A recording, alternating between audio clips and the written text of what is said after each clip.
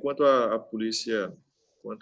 polícia civil, né, eu reforço, né, o compromisso da nossa instituição durante todo o pleito eleitoral, durante a pré-eleição, durante as eleições e o pós-eleições, para estar adotando aí as providências, né, de polícia judiciária. Eu já antecipo, né, que teremos, na verdade, né, em ambas as cidades, tanto em Itaúna e Itatiaia-Sul, um plantão policial qualificado para estar recebendo todas as ocorrências, né, no dia das eleições, né, e atendendo eventual requisição da Justiça, do Ministério Público, né, que eventualmente seja necessária e afeta a Polícia Civil. Então, mais uma vez, agradeço o espaço e me coloco à disposição. Obrigado, doutor. Eu estou olhando aqui, eu quero confirmar a presença do doutor João Marcos, o delegado de polícia de Itatiaia-Sul. Ele está presente? Doutor João Marcos? O erro dele, ele estava tentando fazer o acesso, tá? Mas para, na verdade, a gente adiantar os trabalhos, o que for deliberado antes da entrada dele, eu reporto a ele. Ok, beleza. Bom, então, antes de começar a falar sobre os temas de hoje, eu quero só reforçar, né, que vocês devem registrar a presença no chat. Aqui nós temos o chat ao vivo que está do lado aqui, e as perguntas que forem chegando pelo chat eu vou olhando aqui e, na medida do possível, a gente vai respondendo. Se não for possível responder, depois vocês mandam por e-mail, aí a gente vai ter o maior prazer aí em responder com mais calma depois da reunião. Eu peço que todos mantenham o áudio, então, desligado. Sim, doutor. O doutor João Marcos registrou a presença dele aí no chat. Ah, sim.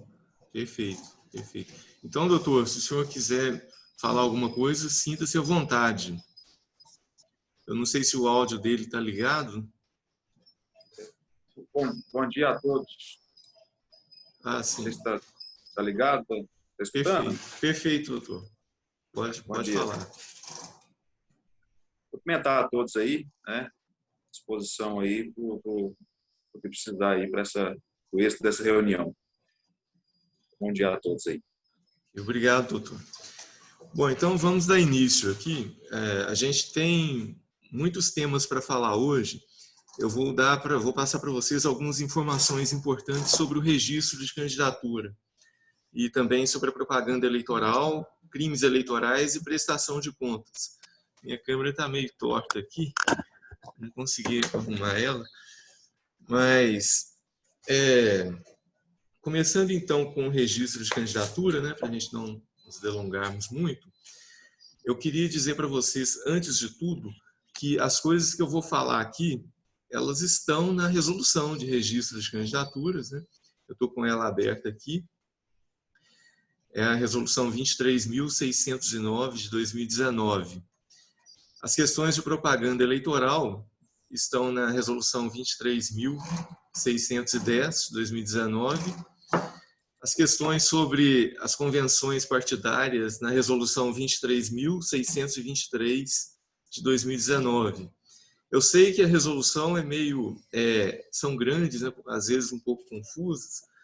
Então, o doutor Rodrigo, o promotor eleitoral, ele fez um bom resumo das partes mais importantes que exigem mais cuidados da parte dos presidentes de partido, e aí ele vai mandar essa recomendação para os senhores depois dessa videoconferência. Eu tenho aqui uma lista dos e-mails, eu vou passar para ele, ele vai encaminhar essa recomendação. Ok, doutor? Ok. Eu vou deixar aqui no chat também o e-mail da promotoria e peço aos presentes que anotem, por favor. Perfeito, perfeito. Isso é importante porque a gente pede que eventuais denúncias, né, sejam encaminhadas para o Ministério Público Eleitoral para análise. Então, dando início aqui às nossas atividades, eu quero falar sobre o registro de candidatura. Neste ano, nós vamos ter algumas alterações importantes, inclusive no sistema Candex. Para quem não sabe, o sistema Candex é o sistema que os partidos políticos devem utilizar para registrar os candidatos. Então, esse sistema ele vai estar disponível a partir agora do dia 18, talvez a partir do dia 20, ele já vai estar disponível na página do TSE, na internet. Vocês vão poder acessar e utilizar. O primeiro acesso vai exigir uma senha. Essa senha vocês vão pegar no sistema SGPEX. O sistema SGPEX está disponível também na página do TSE, na internet, na página sobre filiações, sobre partidos políticos.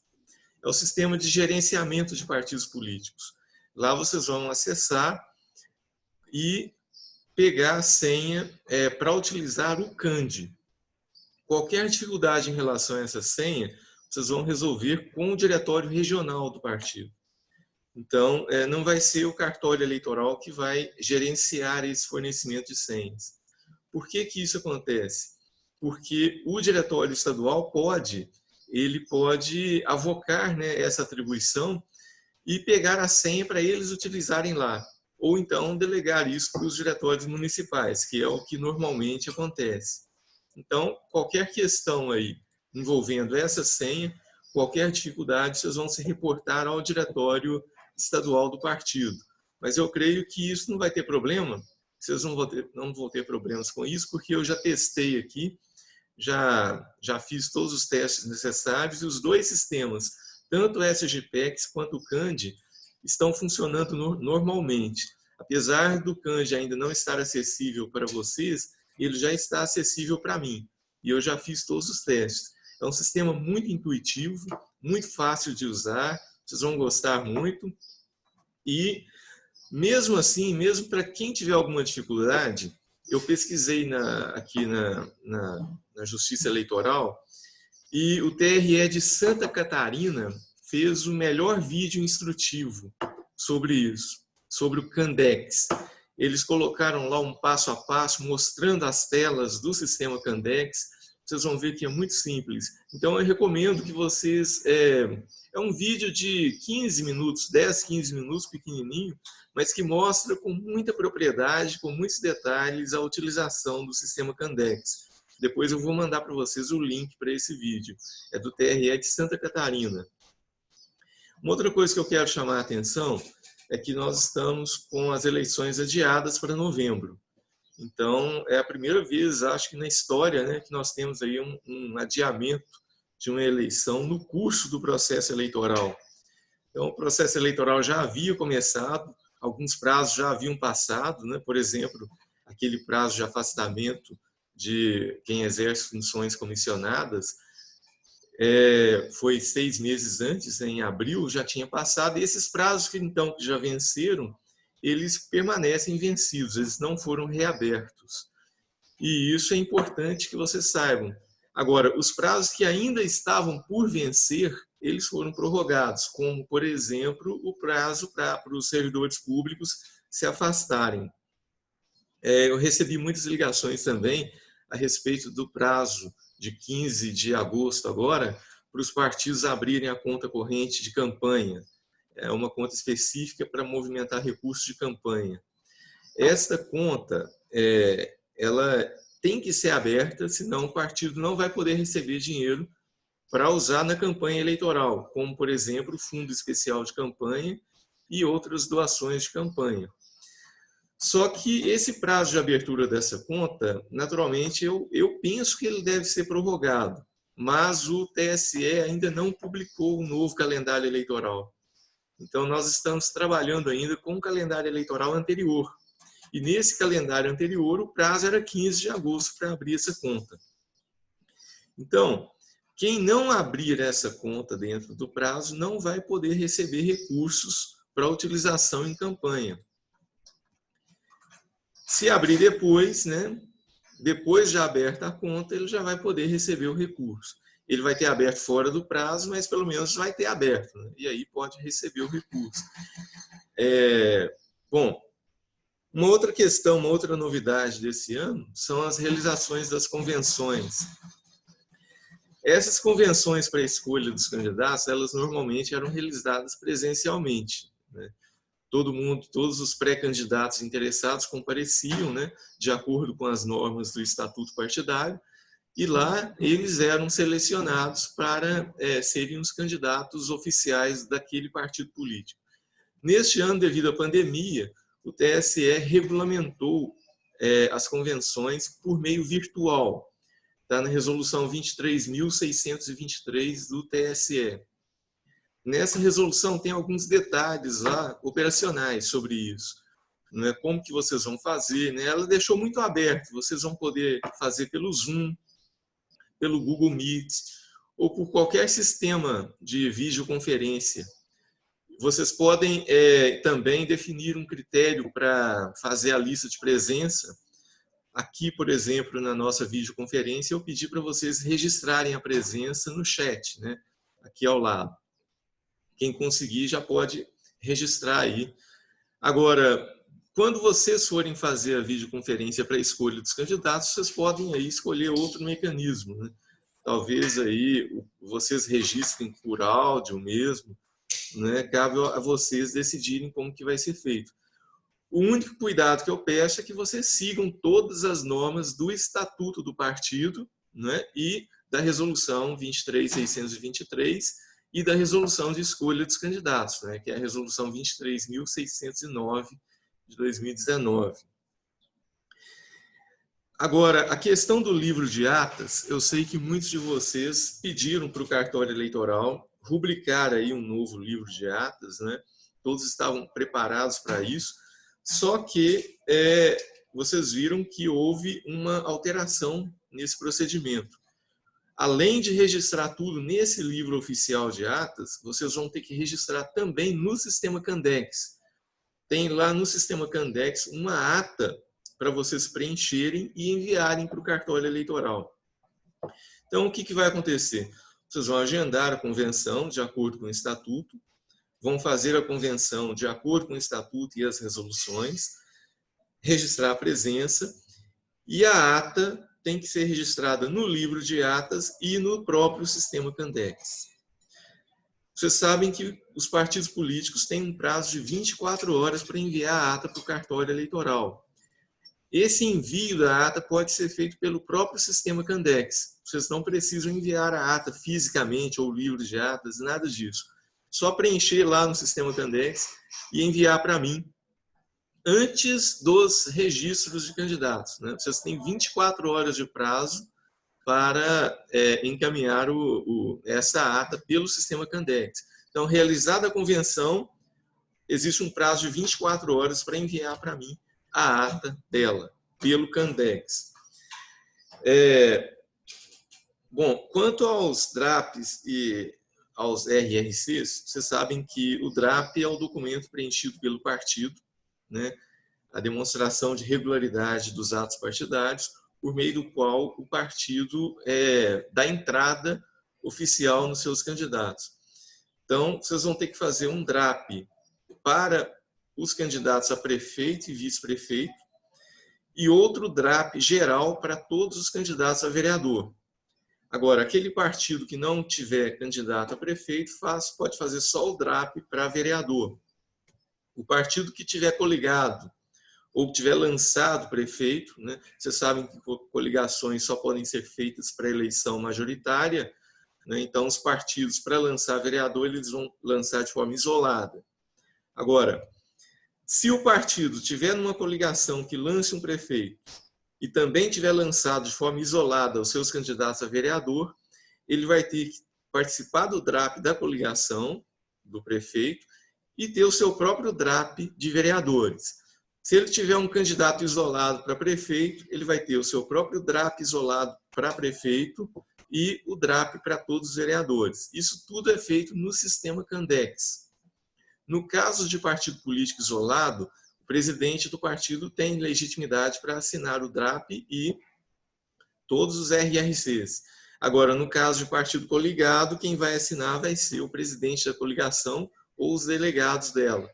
Isso é muito importante porque na ata que vocês fizerem da convenção partidária, tem que constar as eventuais coligações.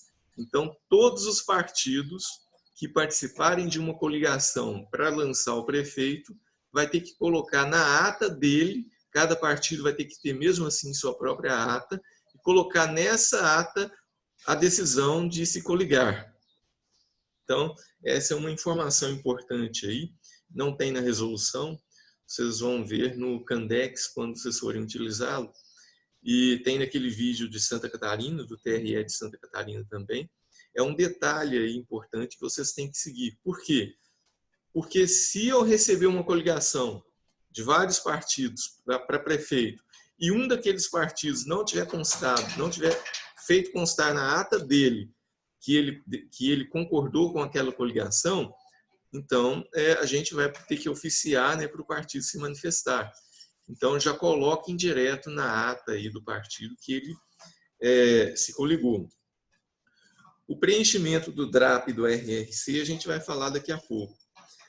Vocês sabem que tem um RRC coletivo, né? Aqueles candidatos escolhidos na convenção, eles vão ser registrados pelo partido.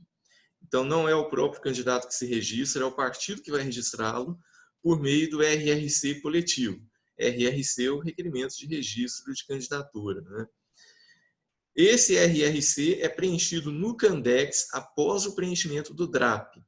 Se o partido político se esquecer de lançar um dos candidatos escolhidos na convenção, esse candidato tem o direito de preencher o RRCI, que é um requerimento individual que ele pode preencher de forma independente do partido. Vocês sabem que os partidos podem lançar até 150% do número de vagas e, geralmente, algumas vezes o partido não consegue preencher todas essas vagas na convenção partidária. Então, o partido tem um prazo de 30 dias para lançar candidatos remanescentes após a realização da convenção. Então, para isso, ele vai utilizar o RRC para vaga remanescente também no sistema Candex. E aí esse partido não vai ter sido escolhido, esse candidato não vai ter sido escolhido na convenção, mas ele pode ser lançado depois pelo partido, se ainda houver vagas, né? Sempre dentro daquele percentual, né, de 70% para um sexo e 30% para outro. Nós temos também o RRC de substituição, né, se algum candidato vier a falecer ou renunciar, vocês têm um prazo aí de 10 dias para fazer um registro de um novo candidato substituto, desde que nós estejamos a mais de 20 dias da eleição. Então, são dois prazos, né? 10 dias do ato de renúncia ou de falecimento e 20 dias antes da eleição, que é o prazo para lançar aí o substituto. Vocês vão ter que fazer um RRC específico para o prefeito e outro específico para o vereador, para o vice-prefeito. Então, tem o DRAP, o RRC do prefeito e o RRC do vice-prefeito. E o DRAP para vereador e um RRC para cada candidato a vereador. Então, isso é tranquilo. O próprio sistema é muito autoinstrutivo em relação a isso. Nós recomendamos que, desde já, vocês já corram atrás da documentação necessária para o registro de candidatura. Vou tirar aqui essa luz aqui. Porque o que acontece? São muitas certidões que os candidatos precisam apresentar. Vocês vão ter que apresentar certidões negativas da Justiça Comum Estadual, de primeiro e de segundo grau, criminal, tá? Civil não, só criminal. E certidão negativa criminal da Justiça Federal, também de primeira e de segunda instância. Então, isso é conseguido no site deles. Essas certidões são todas conseguidas pelo site. Se alguma certidão criminal for positiva, vocês vão precisar juntar também uma certidão de objeto e pé de cada um dos processos que o candidato responde, né? Porque isso interfere na elegibilidade dele. Isso é muito importante. O comprovante de escolaridade, na última eleição, nós tivemos muitas dificuldades em relação a isso. As pessoas ficaram preocupadas, correndo atrás de histórico escolar, né?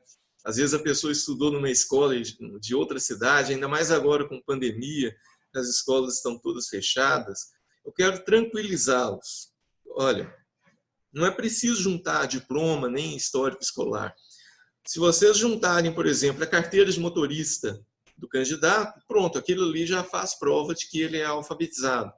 Porque para tirar a carteira de motorista tem que fazer uma prova, né? E então, qualquer documento capaz que a gente infira que ele é alfabetizado é aceito. Por exemplo, se a pessoa apresenta uma carteira que ele é advogado, né? Uma carteira da OAB, então aquilo ali, obviamente, comprova que ele é alfabetizado, né? Que ele sabe ler e escrever.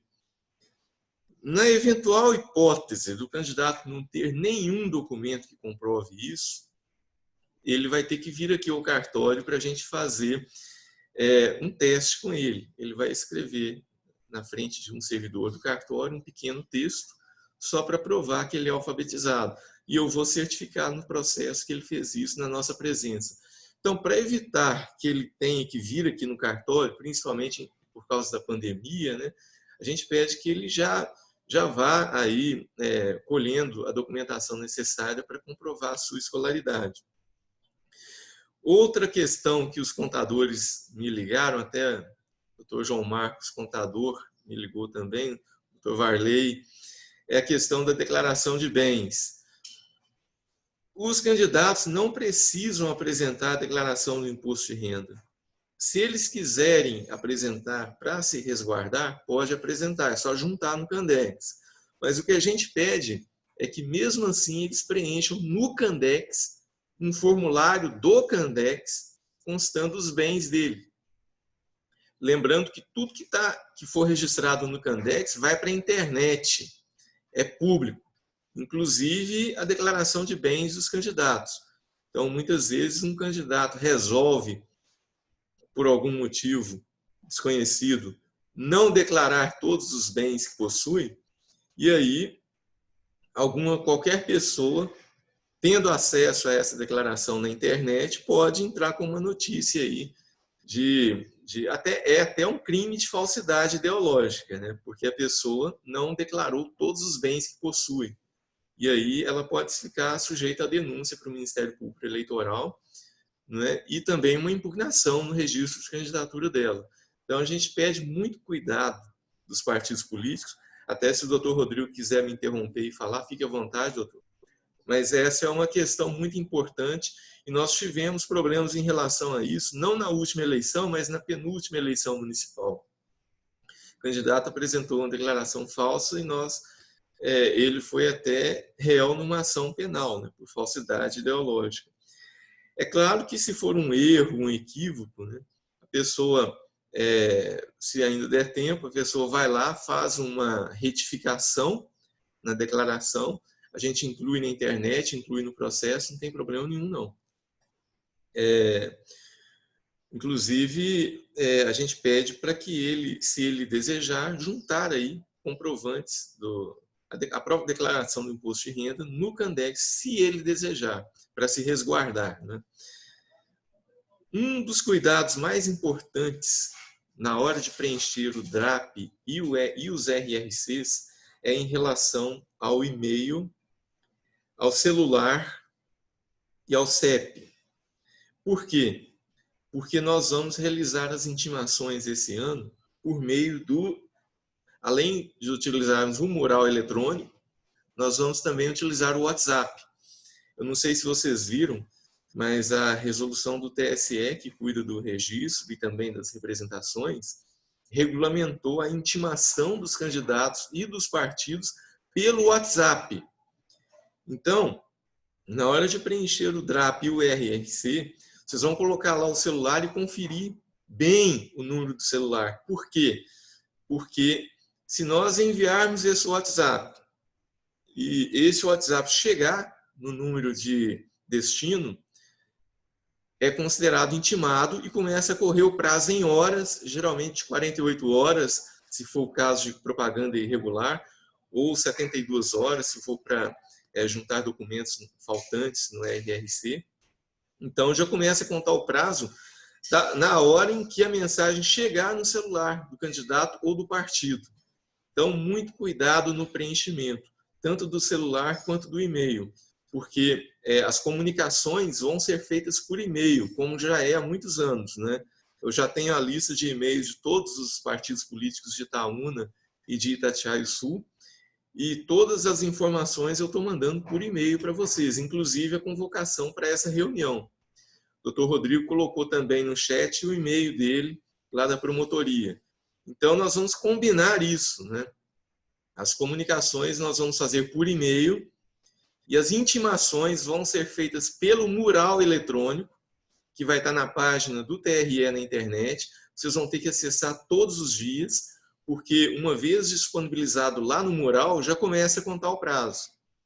Então, por exemplo, se eu publicar no mural que um determinado candidato está com uma propaganda irregular em tal lugar, eu vou publicar no mural. Se o candidato não entrar lá para ver, o prazo já está correndo. E se ele não retirar, ele vai estar sujeito à multa. Eu vou mandar depois o processo de poder de polícia para o Dr. Rodrigo, né? O Dr. Rodrigo vai fazer representação para cobrança da multa. Então, quando o Dr. Alex determinar a retirada de uma propaganda eleitoral, eu vou publicar a decisão dele no mural eletrônico. E cabe aos candidatos e aos partidos verificarem todos os dias. As intimações que não puderem ser feitas pelo mural eletrônico, por exemplo, numa ação de impugnação de registro ou numa investigação judicial eleitoral, eu vou fazer, vejam bem, eu não posso fazer isso pelo mural eletrônico, na impugnação de registro, na investigação. Eu vou fazer pelo WhatsApp. Então, isso é muito importante deixar bem claro, que está na resolução, vou fazer pelo WhatsApp. Se não for possível, pelo e-mail. Então, gente, é muito importante, na hora de preencher o DRAP e os RRCs, colocarem lá certinho conferido, tanto o número de celular quanto o e-mail. E para não ter problema com o CNPJ de campanha, vocês têm que colocar o CPF conferido de cada candidato. Por quê? Veja bem, na hora que vocês enviarem para mim o RRC dos candidatos, eu vou enviar para a Receita Federal essas informações. E eles têm um prazo de 3 dias para liberar o CNPJ para vocês. Eles me disseram que vão liberar isso automaticamente, na hora, a não ser que tenha algum erro de preenchimento no CPF ou nos dados pessoais dos candidatos. E aí, nesse ponto, eu quero chamar a atenção, porque o que vai acontecer? Na hora que vocês preencherem os dados pessoais dos candidatos lá no RRC, o Candex ele vai fazer um batimento automático com o Cadastro Nacional de Eleitores. Se tiver alguma divergência entre os dados que vocês estão lançando lá e o meu cadastro, o próprio Candex já vai te informar na hora. E aí vocês vão ter que diligenciar, pegar documento, olhar certinho. Às vezes é o nome da mãe que está errado, a data de nascimento que está errado. Vocês vão ter que conferir isso para depois não dar problema com a liberação do CNPJ.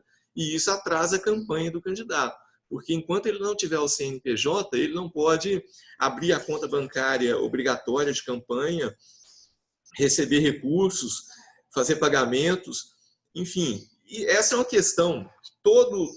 Sempre, toda eleição tem um candidato ou outro que me pergunta que quer fazer gastos com o CPF dele, com a conta bancária pessoal dele. Não pode, gente. Isso é caixa 2. A pessoa não pode fazer isso. O candidato, às vezes ele faz por desconhecimento. Eu até compreendo. Às vezes tem um candidato que é mais humilde, né, e não sabe isso. Toda a movimentação de recursos, recebimento de doação, pagamento de fornecedor, gráfica, tudo tem que ser feito com cheque da conta bancária de campanha. Então, o candidato tem que abrir essa conta com o CNPJ da campanha. Então, para todos os efeitos legais, ele vai ser uma pessoa jurídica ali, né? Ele não vai movimentar nada com o CPF dele, ele vai movimentar os recursos com o CNPJ de campanha. Então, eu peço encarecidamente que vocês que estão aqui informem isso na convenção de escolha dos candidatos para evitar que um candidato de vocês seja acusado de caixa 2, não é? Que hoje em dia pega muito mal, né, gente? E está tudo na internet agora. Mesmo antes de estar na internet, eu era obrigado a divulgar isso para a imprensa. Então, por exemplo, estou vendo o Renilton aqui, estou vendo Paloma, o pessoal da Rádio Santana. Já estou dizendo para vocês, tudo vai estar na internet. A pessoa registrou a candidatura dela, tudo que ele colocou lá no Candex vai estar num sistema chamado Divulga Cande Contas, que está na página do TSE na internet. Vocês vão entrar lá no Divulga Cande Contas, vocês vão ver declaração de bens dos candidatos, vocês vão ver declaração de escolaridade, vocês vão ver prestação de contas dele, inclusive aquela prestação de contas antecipada que tem que fazer durante a campanha.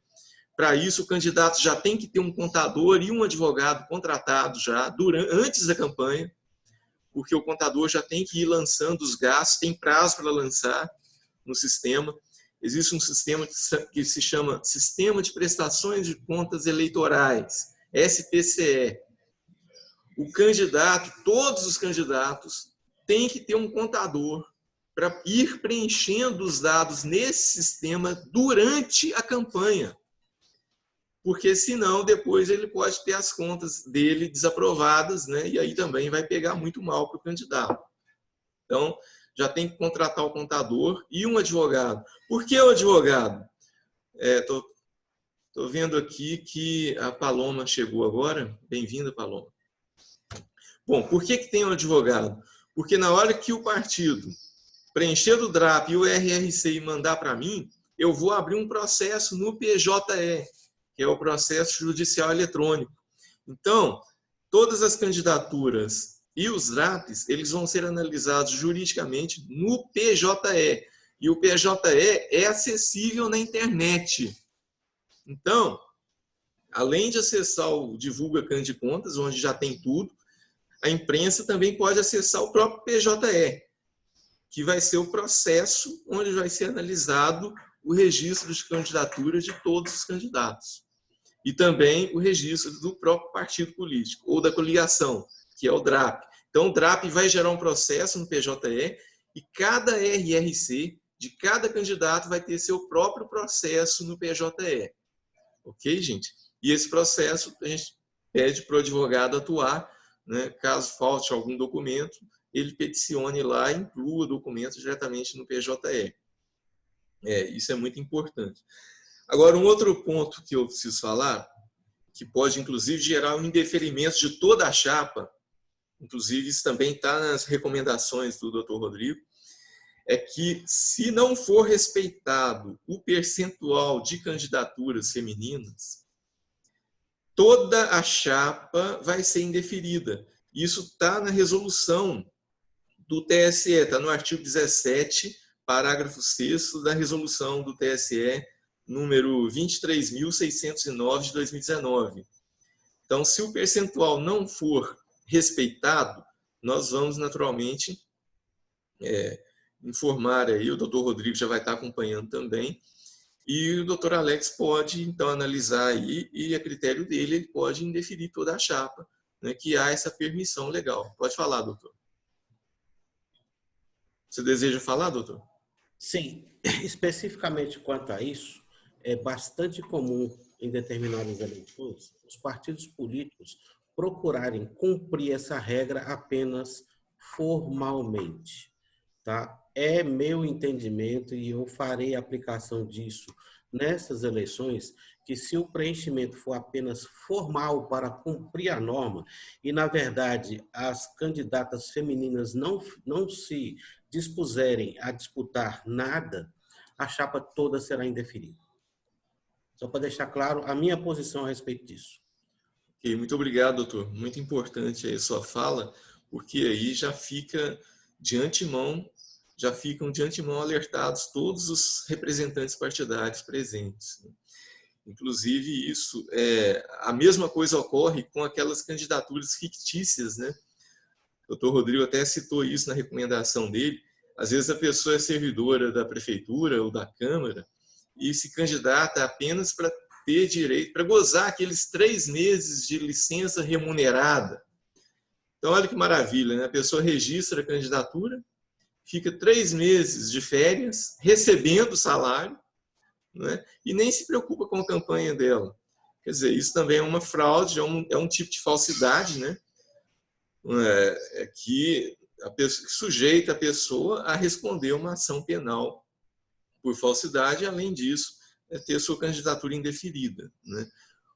E depois, diga, doutor. Tem improbidade administrativa. Perfeito. Além de responder um processo, uma ação civil aí por improbidade administrativa, que pode levar até a perda do cargo dele, né? No órgão público. Alguns candidatos, alguns vereadores eleitos me perguntaram se ele agora tem direito a se candidatar, se ele tem vaga garantida, né, para se candidatar. Olha, pela lei, existe um artigo na Lei das Eleições dizendo isso, mas esse artigo foi suspenso por uma ação direta de inconstitucionalidade, há muitos anos já. Então, os vereadores eleitos não têm direito à vaga garantida. Mas, vejam bem, eles têm direito de manter o próprio número, para o número da urna. Então, isso aí é um direito deles, né? O candidato que já está exercendo o mandato, ele pode concorrer na eleição com o mesmo número que ele concorreu na última eleição, se ele quiser. Não é obrigatório, é um direito facultativo dele. Bom, diga. Deixa eu te interromper aí. Existe uma pergunta do Alessandro Tomás no chat. Eu sei que você vai tocar nisso lá na frente, na propaganda eleitoral, que existe aqui no nosso tópico aqui um item para propaganda eleitoral, mas você já falou sobre o próprio número do candidato, tá? Na pré-campanha é proibido fazer menção a número de candidato, assim como a partido. Tá? Eu sei que a gente vai falar isso lá na frente, mas você já acabou de falar aí que o vereador eleito, quando for aprovado numa convenção, pode se utilizar do número antigo. Tá? Então, cuidado que na pré-campanha você não pode fazer referência a isso. Perfeito, doutor. Inclusive, essa pré-campanha é algo novo, né? É a primeira eleição municipal que nós temos esse instituto da pré-campanha. Isso está regulamentado no artigo 36A da Lei das Eleições, a Lei 9.504, ou seja, a pré-campanha está nesse artigo, e na resolução de propaganda eleitoral, que é a resolução 23.610. Então, só para adiantar esse ponto, já que nós tocamos nisso, eu quero dizer que os atos de pré-campanha estão regulamentados nesses dispositivos, legal e infralegal, vocês podem consultar lá, né, no caso de dúvidas. Nesse ano, por uma questão ética, eu estou me resguardando de dar informações sobre casos concretos. Muitas pessoas já me ligaram aqui no cartório perguntando: eu posso fazer isso, eu posso fazer aquilo. O fulano de tal fez isso, ele podia ter feito isso. Então, eu não posso responder, porque como eu sou servidor da Justiça Eleitoral, eu estou impedido eticamente de me manifestar sobre isso. O que vocês têm que fazer? Vocês vão ler a resolução, né, e no caso de entenderem que é indevido, vocês vão enviar o e-mail para o promotor eleitoral, que é o órgão competente para receber esse tipo de denúncia e analisar e ver se ele vai entrar com a representação ou não. Então, já tem aí no chat o e-mail dele, né? E cabe ao Ministério Público fazer essa análise. Eu não posso fazer isso. Eu peço a compreensão de todos. Posso falar, Hilder? Sim, por favor. Nesse tópico aí, o que o Hilder está dizendo é que o cartório eleitoral, no processo eleitoral, ele não funciona como órgão orientador. Qual que é o órgão orientador do candidato? É o partido político. Eu também não tenho que fazer orientações. O candidato, em primeiro lugar, os partidos e o candidato, eles estão se envolvendo num processo que tem uma série de regras. E o que o Hilder falou em outra manifestação, que às vezes o sujeito fala, mas foi sem querer, eu desconheci a regra. Não, se vocês estão entrando no processo eleitoral especificamente, todos têm que conhecer a regra. Não adianta falar que foi sem querer e que não conhecia a regra. Então, nesse aspecto, o partido político ganha muito relevo, o diretório, a nível de orientação dos seus candidatos. Nós vamos fiscalizar o cumprimento das regras eleitorais. Eu não vou orientar, e pelo que o Helder está falando também, o cartório eleitoral não é fonte de orientação. Correto, Helder? Correto. A gente pode falar em termos gerais da resolução, onde que está na resolução, onde que... questões técnicas também do Candex, do SGPEX, do PJE, mas um caso concreto, né? A gente não pode se manifestar sobre casos concretos. É isso que eu quero deixar bem claro. Ok, doutor? Bom, diga. Só para completar, tá? Apesar de o cartório não poder falar sobre caso concreto, também o promotor eleitoral, muito menos a Polícia Militar ou a Polícia Civil, eu, como juiz eleitoral, também estou impedido de fazer orientação, até porque o julgamento é feito por mim. Nós podemos dizer que a própria regulamentação da pré-campanha diz que isso não é possível que seja feito, né? E que nós estamos atentos, uma coisa é muito importante dizer, nós estamos atentos às atuações dos pré-candidatos, recolhendo algumas manifestações em redes sociais que serão repassadas ao Ministério Público para que ele analise e faça as representações cabíveis. Nós estamos atentos. Perfeito, doutor. O Alessandro Tomás fez uma pergunta aqui, ele perguntou qual a punição que o pré-candidato sofrerá caso utilize o nome do partido e o número na pré-campanha. Olha, essa pré-campanha, como eu falei, ela está regulamentada... Acabamos adiantando a pré-campanha, né? É o próximo item, né? Isso. Não, mas é bom que já resolvemos, né? Tá certo. Mas fica sujeito a uma representação civil eleitoral, caso o Ministério Público entenda, né, por ajuizá-la. E a propaganda eleitoral extemporânea ela tem uma pena de multa, né? O candidato fica sujeito ao pagamento de uma multa. Não é um crime eleitoral, é uma ilicitude civil eleitoral sujeita à multa. Em relação aos crimes, depois eu vou até passar a palavra para o doutor Leonardo Pio, nós vamos passar para vocês as informações sobre os crimes eleitorais, como que vão ser os procedimentos que nós vamos realizar, né? Mas a propaganda extemporânea não é um crime, é uma ilicitude. Existem crimes que podem ser cometidos na propaganda, a gente vai falar depois, mas não é o caso da propaganda irregular, ok, Alessandro? Aqui o Luiz Henrique perguntou sobre a rede social. Elas estão tudo sobre a pré-campanha nas redes sociais está regulamentado na resolução 23.610 de 2019 do TSE. Eu peço que você dê uma olhada, ok, Luiz? Bom, eu quero também chamar a atenção para as condições de elegibilidade e para as causas de inelegibilidade. Posso fazer uma pergunta aqui, Helder? Sim, claro, fique à vontade. Porque senão eu percebi aqui que você está mudando de tema. Sim. E esse fica para trás. Realmente tem na minha recomendação, foi até sugestão do Helder, que revisou a recomendação, que incluísse e chamasse a atenção de todos para a importância do mural eleitoral, do e-mail e do telefone celular como canais de intimação da Justiça Eleitoral. Isso aí todo mundo entendeu, né? A minha dúvida é a seguinte, Helder, e realmente essa eu não sei, porque agora nós também, o Ministério Público está trabalhando com intimações por WhatsApp.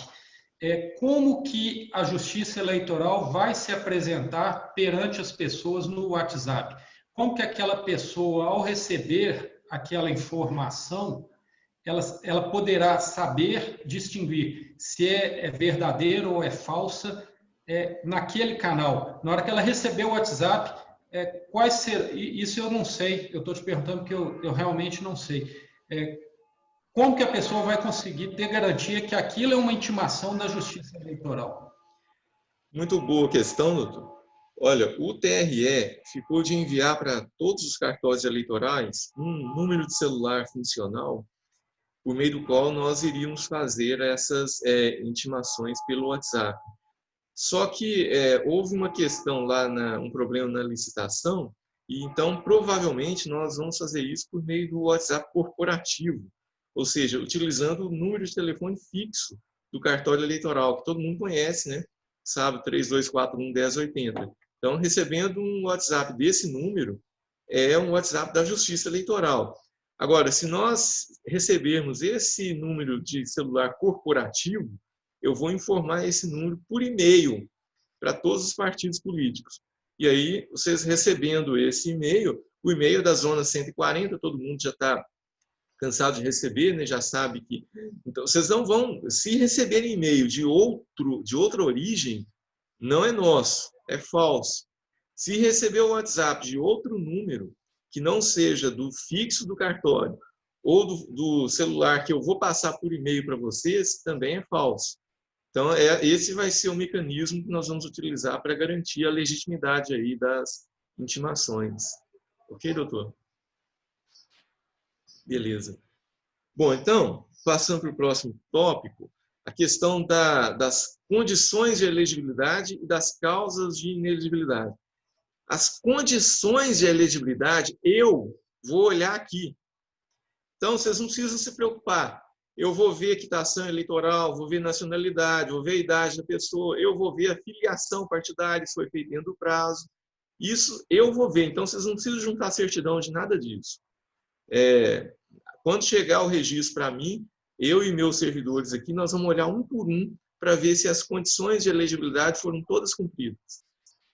Agora, e também em relação ao percentual. A primeira coisa que eu vou olhar é o percentual dos 30%.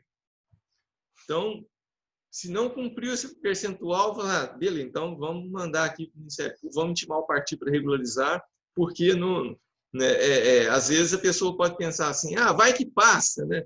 Vamos colocar um homem a mais aqui, eles nem vão ver. Não vai ser assim, não. A primeira coisa que eu vou ver vai ser isso, se está cumprido dentro da regra. E vocês sabem que no arredondamento do cálculo desses 30%, vocês têm que arredondar sempre para cima.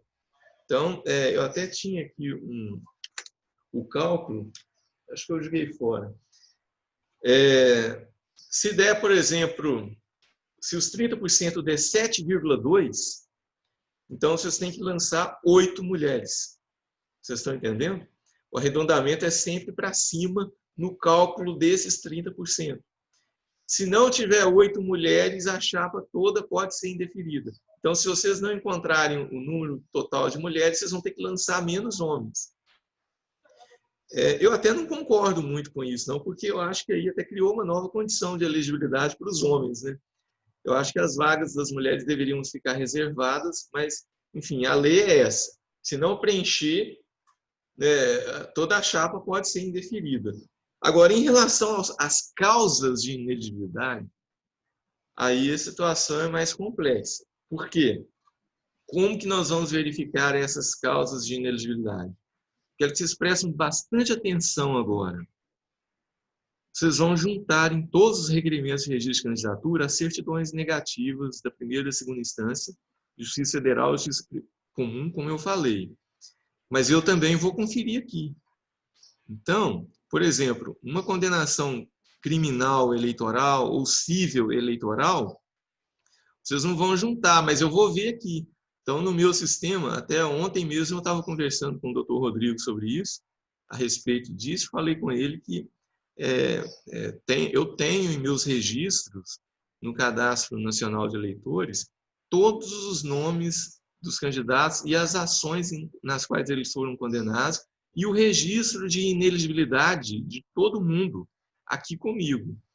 Então, se o partido político, a Joyce está perguntando a validade das certidões, as certidões a certidão de quitação vale até dezembro. pode retirar agora de uma vez, não tem problema não. É para já ficar pronto para registrar a candidatura. Agora, se o candidato não informar para o Ministério Público que ele está incidindo em uma causa de inelegibilidade, isso até pode caracterizar também uma falsidade. E eu vou detectar aqui. Eu tenho os registros aqui, o doutor Rodrigo também tem. Então, a gente vai... não vai nem ser necessário entrar com notícia de inelegibilidade. Porque nós vamos... o doutor Rodrigo, se ele até quiser confirmar aqui, ele vai impugnar a candidatura de uma pessoa que esteja inelegível, né? Que esteja incidindo em alguma causa de inelegibilidade. Então, a gente pede aos partidos políticos que, de antemão, verifiquem a situação. Pois não, doutor. Se for de valia, eu posso, porque tem no CAU eleitoral, que coordena as promotorias eleitorais, um questionário que o partido pode passar para os candidatos para eles irem respondendo. Eu tenho disponível também. Se alguém quiser, é só mandar o e-mail para a promotoria pedindo, que eu também, junto com a recomendação que você já mencionou, que nós vamos disponibilizar para os diretórios, nós podemos disponibilizar também esse questionário que serve como fonte auxiliar do partido para ele poder filtrar, né, quais são os candidatos que realmente vão disputar a eleição, né? Perfeito, doutor. Bom, a Valdirene está fazendo uma pergunta aqui com relação ao total de candidatos por partido. O partido pode lançar até 150% do número de vagas, né? São 17 vagas em Itaúna, 9 em Itatiaia-Sul. Então, o total de candidatos por partido é 150% desse número. Eu tinha notado aqui, depois vocês fazem as contas aí. Para mais detalhes, Valdirene, você me manda por e-mail, eu te respondo, porque as regras tem outras regras aí, ok? Bom, quando então eu receber os requerimentos de registro, eu vou fazer as verificações iniciais e dentro de 3, 4 dias eu vou publicar o edital geral de candidaturas, de pedidos de registro. Esse edital vai ser publicado no Diário Oficial. Antes eu publicava aqui no cartório também, mas agora o cartório está fechado por causa da pandemia. E vou mandar para a imprensa também. Então, o pessoal aí das rádios, dos jornais impressos, da TV, vocês vão receber uma cópia. Na última eleição eu já mandei, vocês devem estar lembrados disso, uma cópia do edital constando os registros. Esse edital, ele não é definitivo. Por quê? Porque ao longo do processo eleitoral, nós vamos recebendo eventuais candidaturas remanescentes ou candidaturas de candidatos substitutos.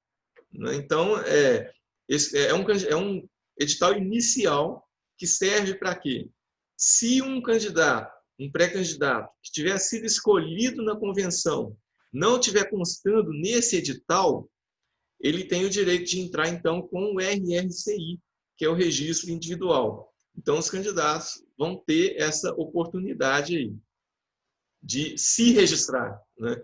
Então, caso o partido não o registre como candidato, ele mesmo pode se registrar no RRCI, né? Basta que ele tenha sido escolhido na convenção partidária. E aí tem que constar na ata do partido, né? Eu vou verificar aqui. Agora, em relação a conferências nos sistemas, vocês mesmos podem conferir também. Eu falei que isso tudo vai estar no Divulga Can de Contas, né? Todas as informações de todos os candidatos, declaração de bens, tudo lá. E no PJE. Então, vocês vão ter acesso, vocês mesmos podem ajudar a conferir aí. O Candex e o PJE, eles vão funcionar em conjunto, né? Todas as informações do Candex vão automaticamente para o PJE. Então, eu vou autuar o processo, né, no PJE, e aí nós vamos dar seguimento ao processo de registro. Bom, eu peço, então, o cuidado, né, reforço aí o cuidado para que todos os candidatos tenham o seu contador devidamente habilitado e preparado para atuar durante a campanha para fazer os lançamentos no sistema SPCE, que é o Sistema de Prestação de Contas Eleitorais, durante a campanha, e o advogado também para atuar nos processos no PJE, né? não só no registro de candidatura, como também nas eventuais representações cíveis, né? Por propaganda eleitoral irregular ou por conduta vedada, enfim. Então, é importante aí essa atuação do advogado também. Bom, então a gente encerrou essa parte do registro. Eu quero passar agora para a parte da propaganda e depois para os crimes, para a gente poder encerrar. Nós já estamos terminando. Sobre o registro, alguém quer fazer alguma pergunta? Alguém tem alguma dúvida? Estou vendo aqui que a Joyce perguntou. Itaúna, 26, né, sendo 18 homens e 8 mulheres. Isso aí, Joyce. Com alteração da data de eleição, fica também alterada a data da filiação? Não. A data da filiação prevalece. Foi em abril. Esse prazo não foi prorrogado. Por quê? A emenda constitucional 107 foi expressa nesse sentido. Os prazos já vencidos não são preclusos, não serão revogados, não serão prorrogados. Só os prazos que estavam por vencer depois da publicação da emenda é que foram prorrogados. Ok, Valdirene? A Valdirene colocou no chat aqui os cálculos aqui necessários. É isso mesmo. Todos os cálculos de candidaturas femininas. Muito obrigado, Valdirene. Bom, mais alguma questão? A gente pode passar, então, para a propaganda eleitoral?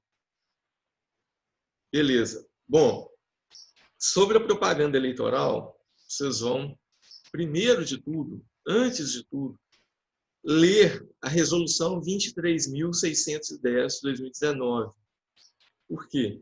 Porque lá que estão todas as regras necessárias para o cumprimento dos candidatos e dos partidos.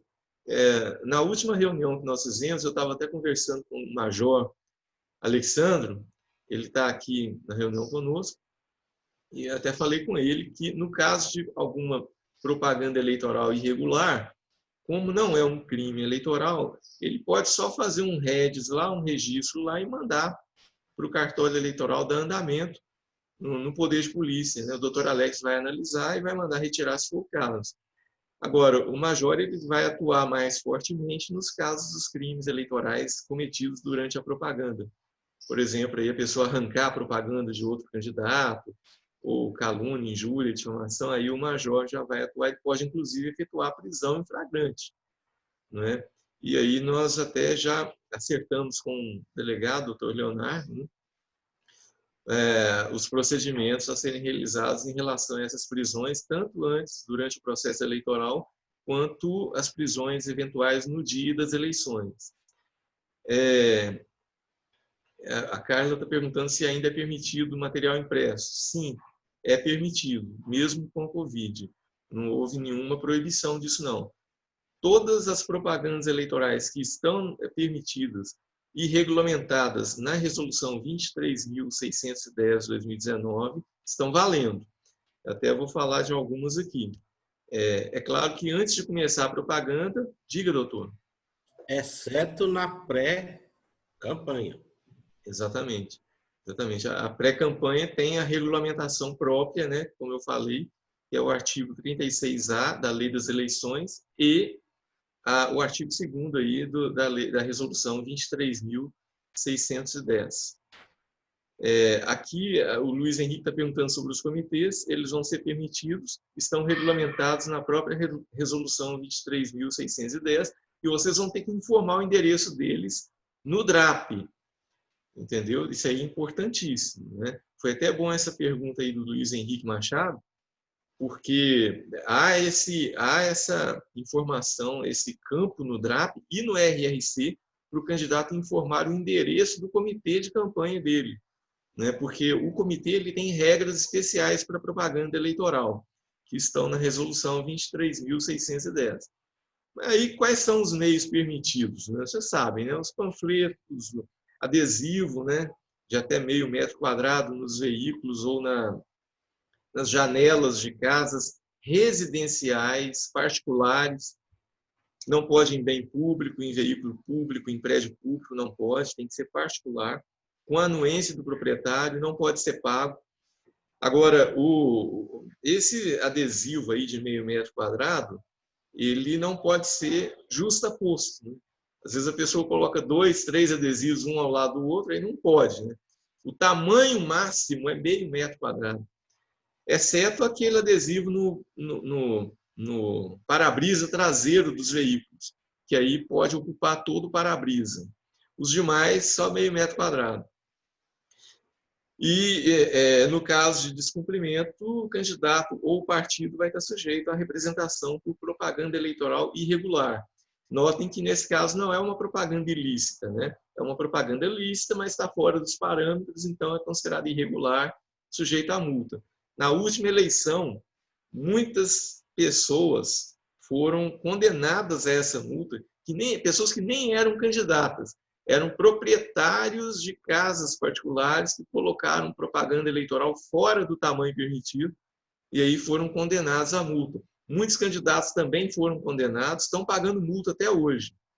Então, alguns de vocês que estão aqui conosco sabem disso, né? Não vou citar nomes para não deixar ninguém incomodado, mas muitos sabem que estão pagando multa até hoje.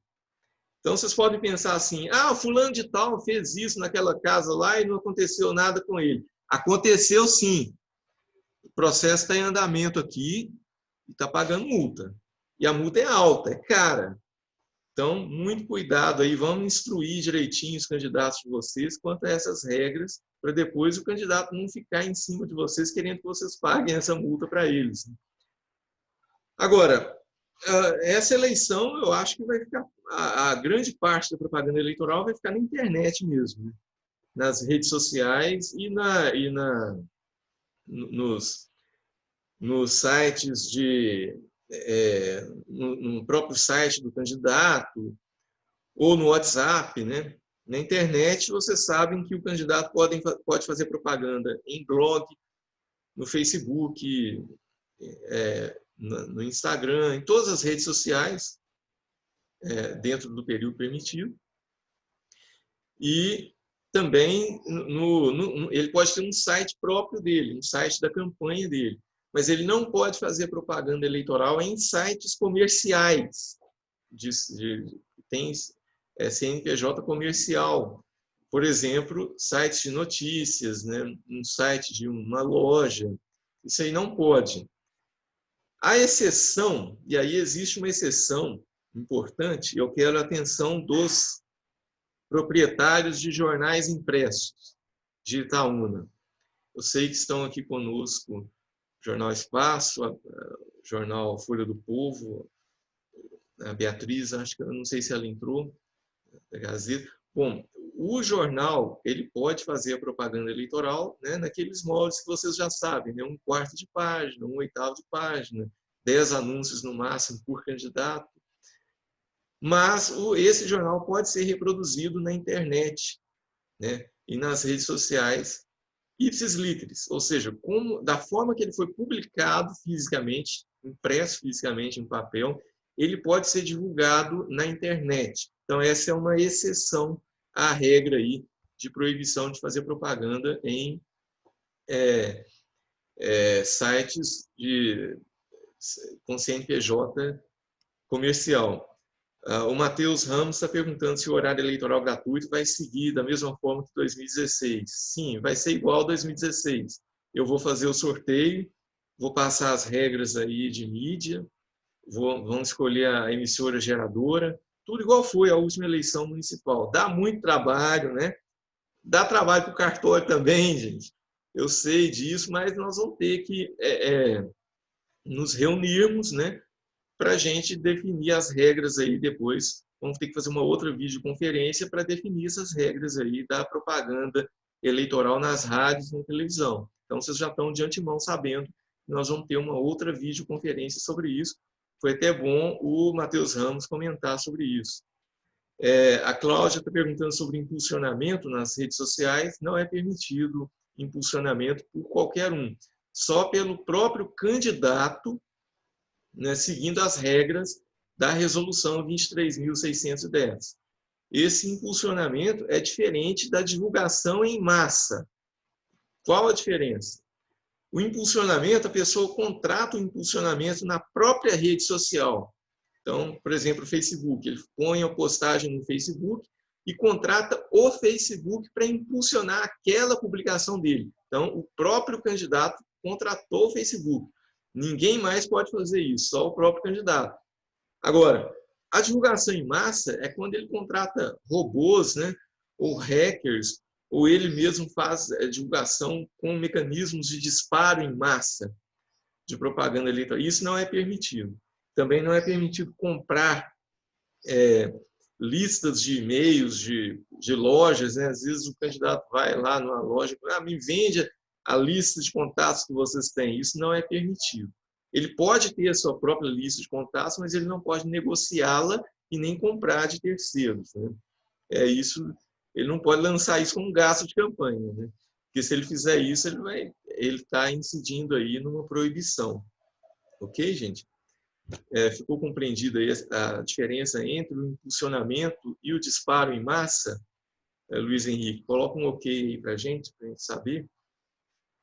Bom, esse ano tem a questão dos live mícios também, né? Então, cada eleição é inventada uma palavra nova, né? Antes a gente tinha o showmício, agora a gente tem o live mício. O showmício é proibido, é vedado. Isso aí está expresso na resolução 23.610. A resolução 23.610 fala que o showmício é proibido e também é proibido eventos assemelhados. Então, uma parte aí dos doutrinadores eleitoralistas entendem que o live mício, que é fazer uma live, né? O candidato fazer uma live na internet, ele pode fazer a live, mas o que ele não pode é colocar artistas, porque senão vira um tipo de showmício, né, virtual. Então, eu queria que vocês entendessem isso bem, porque ele pode fazer a live, mas não pode fazer um live mício, ou seja, contratar artistas para participar da live dele. Era a mesma coisa do comício. Ele pode fazer o comício, mas não pode contratar artistas, porque aí vira showmício e é proibido para a eleição. Agora, o live mício pode ser regulamentado de outra forma pelo TSE. Eles estão analisando isso aí. Pode ser que nos próximos dias saia uma resolução regulamentando os live mícios, de forma diferente do que eu estou falando aqui. A princípio, é o que eu estou falando, mas pode sair isso de forma diferente. O Alessandro está perguntando se pode fazer live mício ou vídeo na pré-campanha. A pré-campanha, como eu falei, está regulamentada pelo artigo 36A e a resolução 23.610. Então, por exemplo, não pode pedir voto, não pode divulgar o número do partido. Então, ele pode fazer vídeo, né, de promoção pessoal, mas não pode, tem que tomar os cuidados que estão lá na resolução. O Walter, Dr. Walter, advogado, está perguntando. Em relação ao impulsionamento, que você disse só poderia fazer pelo próprio candidato, a minha pergunta seria se é possível impulsionamento pela coligação majoritária em favor dos candidatos. Sim, aí entra como gasto de campanha do partido, né? E aí, naturalmente, o partido vai ter que ter o seu próprio perfil na rede social para poder fazer isso. Ok? Ok, Dr. Walter? Bom, vamos voltar, então, aqui para a gente terminar a pauta. Os debates estão regulamentados na resolução 23.610. Diga, doutor. Volta um pouco aí, que tem uma pergunta do Luiz Henrique, perguntando se o impulsionamento pode ocorrer na pré-campanha. Ah, sim. Bom, esse impulsionamento, essas campanhas nas redes sociais, essa pré-campanha na rede social, ela pode ser realizada, desde que não faça pedido de voto. Só que é o seguinte, o que a jurisprudência tem entendido? A jurisprudência tem entendido que o que é proibido durante a campanha também é proibido antes dela. Então, se o candidato faz lá uma publicação e alguém impulsiona aquilo, né, isso pode ser questionado, entendeu? Ou seja, alguém impulsionou uma um ato de pré-campanha.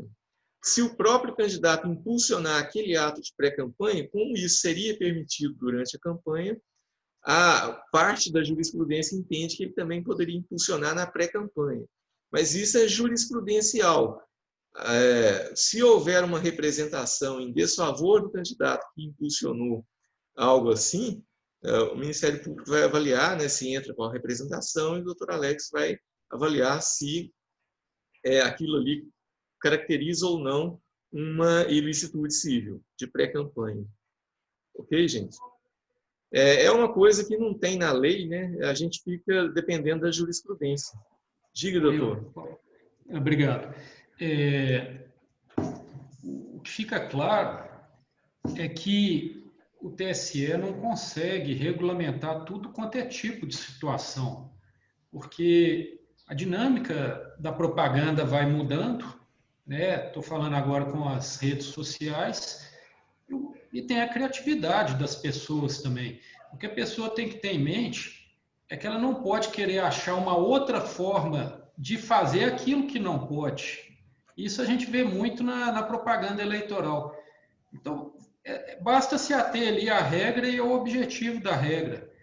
E a pessoa tem que ter em mente que nessa parte, no final das contas, se ela acha ou não acha que pode ou não pode, isso aí depois, se virar um processo, isso não vai ter importância, porque quem vai resolver se a pessoa arrumou um jeito de fazer o que não podia, é o doutor Alex. Aí vai ser o juízo da Justiça Eleitoral, né?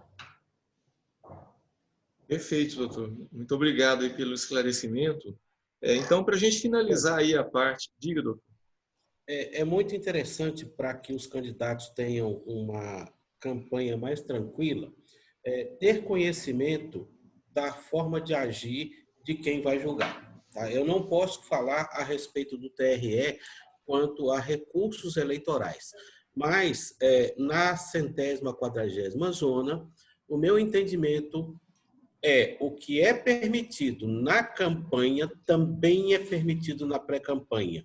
E todos os subterfúgios, como o doutor Rodrigo disse, que qualquer candidato possa se utilizar para fazer algo que é proibido, como se tornasse permitido, será considerado inválido. Tá? Esse é o meu entendimento. Então, se não pode fazer showmício, como exemplo, né, não tente fazer live-mício, porque aquilo que era proibido por showmício também é proibido por live do candidato. Tá?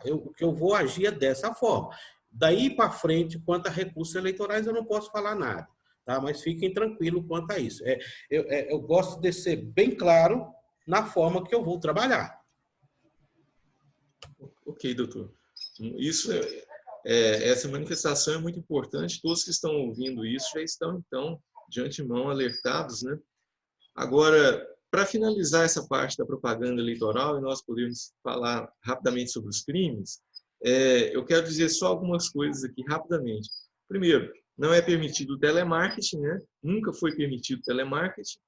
Então, vocês podem... Está no artigo 34 da Resolução 23.610. O carro de som e o mini-trio, gente, pelo amor de Deus, carro de som, veja bem, carro de som pode, só se tiver em carreata, passeata ou em comício. Não pode contratar um carro de som para ficar sozinho andando na cidade.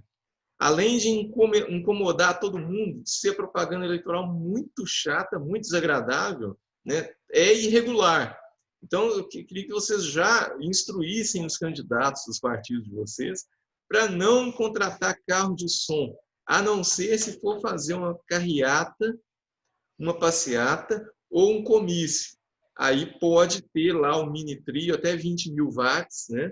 Porque acima de 20.000 watts a resolução considera como trio elétrico. E o trio elétrico não é permitido. Até 20.000 watts, mini-trio, carro de som, pode. Em comício, em carreata ou passeata. Ok, gente? Deixar bem claro. Não contratar carro de som para ficar circulando aí a esmo na cidade. Isso é proibido, não é? E vai estar sujeito à representação, e nós vamos poder até recolher o veículo de quem estiver fazendo isso. Ok, gente? Tem uma pergunta para o doutor Alex aí, caso ele queira responder. Sobre a propaganda eleitoral também, os panfletos na véspera da eleição, né? A gente pede encarecidamente para não derramar panfletos nas vias públicas. Toda eleição, muitos candidatos respondem aí ações penais por propaganda eleitoral de boca de urna. Então, é considerado um crime, eu vou falar daqui a pouco. E na penúltima eleição, a gente teve umas 30 ações penais, acho que foi até com o doutor Rodrigo, que ajuizou todas essas denúncias, e eles todos viraram réu, né? Alguns fizeram transação e pagaram aí um valor para título da transação penal, outros fizeram suspensão do processo. O processo até recentemente estava em andamento ainda. Por quê? Porque julgou santinho em via pública. Diga, doutor Alex. Respondendo ao Luiz Henrique, né? Sim. A questão do pré-candidato atuar em redes de comunicação, ele deve se afastar da TV, de rádio e essas coisas todas, porque a sua exposição pessoal como a figura corporal ou como a voz faz uma propaganda irregular. Tá? Isso não é previsto para atuação em jornal impresso. Seria interessante que também ele se afastasse dessa atividade, porque vai ficar difícil, cada caso concreto será examinado, a manifestação dele a favor ou contra alguma coisa que acontece na sociedade pode ser considerada uma propaganda, né? Mas a lei não impede que ele continue trabalhando, fazendo essa reportagem, desde que não tenha uma manifestação pessoal com o intuito de propaganda, né? Exemplo disso, se por acaso o gestor atual de qualquer município que faz parte da nossa zona eleitoral faz um ato administrativo, aquele jornalista de jornal escrito, se ele simplesmente reportar o ato, não há propaganda nisso. A partir do momento que ele faz a reportagem do ato e manifesta a sua opinião, se aquilo é bem feito ou mal feito, na opinião dele, é uma propaganda eleitoral e ele está sujeito às sanções a partir da representação do Ministério Público. Então, a minha opinião pessoal é que se afaste, deixe de correr riscos. Perfeito, doutor. Aqui fizeram uma pergunta aqui com relação à carreata. O que caracteriza uma carreata? O Alessandro Tomás. Eu até estava lendo recentemente sobre isso. 2 carros já é carreata, né? 3 carros, 4 carros. Então, assim, é óbvio, gente, que tem que ter o bom senso, né, gente?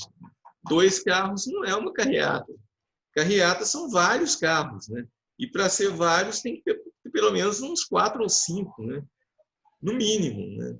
Agora, a pessoa pega o carro dele e manda a esposa pegar o outro carro que ela tem, e os dois saem fazendo com carro de som, não dá, né, gente? Isso não é uma carreata.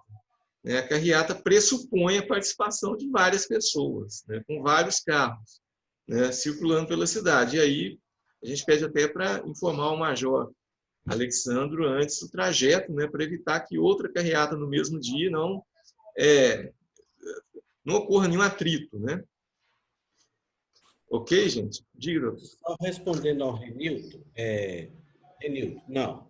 A liberdade de expressão não está sendo ferida. Tá? Veja bem, a atuação de alguém que está na mídia continua sendo permitida. Tá? O que vai ser analisado em cada caso concreto, se aquela manifestação se transformou em propaganda. Se não se transformou em propaganda, a sua manifestação do que está certo, do que está errado, de manifestação, pode ser exercida naturalmente. O que não pode ser feito é se utilizar dessa manifestação como um profissional da imprensa, para se beneficiar de uma campanha eleitoral. Eu acredito que não seja o seu caso, porque até agora eu não ouvi dizer que você seja candidato. Por exemplo, estou te usando como exemplo, tá? Se você não é candidato, Você continua trabalhando lá normalmente no jornal, pode manifestar à vontade. O candidato passa a ter as suas ações controladas, tanto pelo Ministério Público quanto pela Justiça Eleitoral. Se a manifestação dele for superior ao que ele pode manifestar, por exemplo, se ele achincalhar qualquer pessoa que esteja em campanha, isso não é permitido, tá? Mas a manifestação está sempre livre. Doutor Alex, posso fazer uma observação? Diga, doutor. Sobre esse assunto que está sendo tratado, tem 3 questões importantes que eu gostaria de realçar. Existe a autopropaganda e a propaganda para terceiro, que também não pode ser feita. Em segundo lugar, a questão da propaganda silenciosa. E a que é comumente usada, e essa vai entrar na análise do juiz da zona eleitoral, que é a chamada propaganda subreptícia, ou seja, de forma interlinear ou entre as linhas, tentar também lançar uma propaganda que naquele momento ainda não é permitida, porque ela é antecipada, ou em todo o processo eleitoral aquele tipo de ação também não é permitida, né? Perfeito, doutor. Bom, eu vou então finalizar aí a parte da propaganda eleitoral. Eu sei que a gente não esgotou o assunto, tem muita coisa que vocês podem ter dúvida ainda, né, em relação à resolução, e aí a gente pede que qualquer dúvida entre em contato por e-mail, né, ou com o Ministério Público, ou aqui com o cartório eleitoral, para a gente continuar conversando sobre isso. Eu sei, eu já estou vendo aqui que talvez o Renilton queira, né, conversar mais, o chat está livre aí, né, o doutor Rodrigo está respondendo aí o chat, o doutor Alex também, não tem problema não, podem conversar aí. Talvez, Euler, nesse formato de reunião, a gente não possa conseguir alcançar todas as indagações, principalmente da empresa. Se for necessário, se os representantes da imprensa quiserem, nós podemos fazer uma reunião em que eu tranquilamente posso transmitir a eles a minha posição a respeito de cada tema, tá? De como eu gostaria de atuar nessa eleição. Logicamente, que eu não sou dono da verdade, né? Existem decisões que podem ser questionadas. Perfeito, doutor. O Alessandro está perguntando se o comitê de campanha tem que ser fixo ou pode ser itinerante. O comitê ele tem que ser fixo porque o endereço dele tem que ser informado no RRC e no DRAP, como eu disse no início. Então, não tem, se o comitê for alterado o endereço do comitê, vai ter que peticionar, informando o cartório eleitoral para a gente ficar ciente. Ok, Alessandro? Beleza? Respondido aí? Bom, então, para finalizar a nossa reunião, eu quero dizer algumas coisas sobre crimes eleitorais. O Código Eleitoral, não só o Código Eleitoral, mas a Lei das Eleições, por exemplo, o crime de boca de urna está na Lei das Eleições. A Lei 6.091, que traz lá a proibição de transporte de eleitores, você tem um monte de crimes eleitorais aí que são esparsos. A maioria está no Código Eleitoral, mas tem crimes eleitorais em outras legislações, outras leis. Então, eu selecionei aqui cinco crimes eleitorais mais comuns aqui na nossa cidade para falar para vocês. Primeiro é fornecer transporte ou alimentação para eleitor, ou seja, disponibilizar uma van ou um carro e ficar transportando eleitor antes ou durante o processo eleitoral. Isso é um crime, né? A pena está prevista aqui na Lei 6.091 de 1974, pena de reclusão. Reclusão de 4 a 6 anos e mais multa. Então, aqui nós já estamos com a presença do Major Alexandro, do doutor Leonardo, do doutor João Marcos, delegado de Itatiaia-Sul. Se alguém estiver fazendo isso, pode ser preso em flagrante, não é? E é um crime com uma pena pesada, não é? Então, na última eleição até teve um candidato que foi pego, né, transportando pessoas, e na hora que a polícia parou, ele disse assim, não, é minha sogra, meu genro, não sei o quê, e provou que eram parentes dele, que ele estava levando para votar, não é? E que não era transporte de eleitor. Aí tudo bem. Ele passou um susto, né? A informação até chegou aqui no cartório eleitoral, a gente mandou a polícia imediatamente. Quero até agradecer ao Major pela atuação fortíssima nesse ponto no dia da eleição. E então a gente já pede de antemão para orientar os candidatos. Não pode fazer isso. Se transportar eleitor e for pego, ele vai, além de perder a candidatura dele, o nome dele ir como criminoso, né, como réu, ele vai responder aí, sujeito a uma pena de reclusão de até 6 anos. Né? Então, muito cuidado. Segundo crime, compra de votos. Né? Captação ilícita de sufrágio. Isso é um crime eleitoral e uma ação e uma ilicitude civil. A ilicitude civil leva à perda do cargo, à multa, e o crime é a prisão. Então, está no Código Eleitoral, artigo 299, o crime, e está na Lei das Eleições, artigo 41A, a ilicitude civil. A ilicitude civil tem um rito muito célere, né? A pessoa já perde a candidatura rapidamente e mais a multa. O crime demora mais porque tem as garantias, o direito penal e tudo mais. Tivemos uma ação dessa na última eleição, não sei se foi na última ou na penúltima, tivemos algumas ações por crime de boca de urna, além daquelas de derramamento de panfleto nas ruas, que também é considerado boca de urna. Agora, esse aqui de compra de voto, a gente teve alguns na última eleição. O candidato ficou na porta de um local de votação, oferecendo aí R$10 para as pessoas votarem nele. Então, infelizmente, teve de responder aí a ação. É muito importante orientar os candidatos para eles não ficarem nas proximidades dos locais de votação, porque pode acontecer um mal-entendido. Né? Se alguém chega perto dele e começa a conversar e ele entrega alguma coisa para essa pessoa, isso pode ser... Nós vamos ter policiais aí à paisana, né, como tivemos, né, doutor Major Alexandre, que pegou o candidato fazendo isso e ele foi preso em flagrante, respondeu a ação e depois ele fez uma transação e tudo. Mas então, muito cuidado com isso.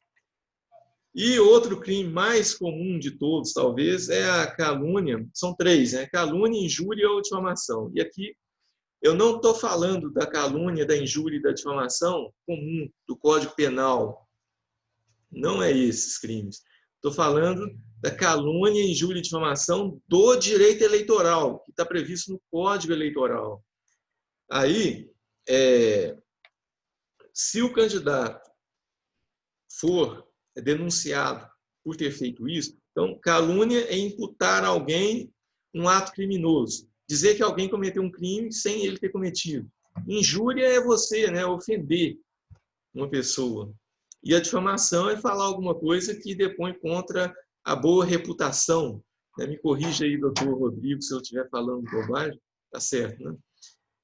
Então, esses crimes aqui, toda eleição, infelizmente, acontece. Né? E agora, com as redes sociais, fica mais difícil ainda.